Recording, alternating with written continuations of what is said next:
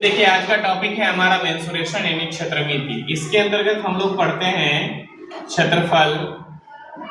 क्षेत्रफल के अलावा क्लास 10th के स्टैंडर्ड में हम लोग इसको देखेंगे, जो कि 9th के लिए भी ठीक रहेगा और 10th के लिए भी रहेगा, दोनों के लिए ये काम आ जाएगा। तो क्षेत्रफल पढ़ी, फिर उसके बाद देखा जाए तो आयतन। ठीक है, क्षेत्रफल में हम लोग दो प्रकार के क्षेत्रफल के बारे में जानेंगे। ठीक है, जो 3D फिगर होगा उनमें से कुछ का लेटरल सरफेस एरिया और कुछ का जो है हम लोग कर्व सरफेस एरिया यानी वक्र पृष्ठ क्षेत्रफल हम लोग उसके बारे में जानेंगे। ठीक है, जैसे कि कुछ चित्रों को हम देखेंगे।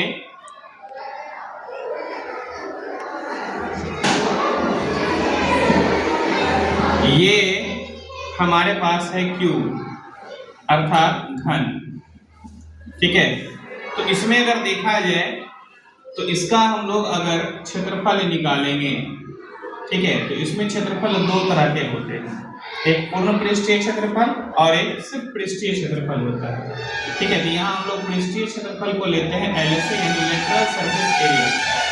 ठीक है, इसको हम लोग लेते हैं लेटरल सरफेस एरिया और ये जो हो जाता है 4 इंटू भुजा यानी कि साइड का स्क्वायर।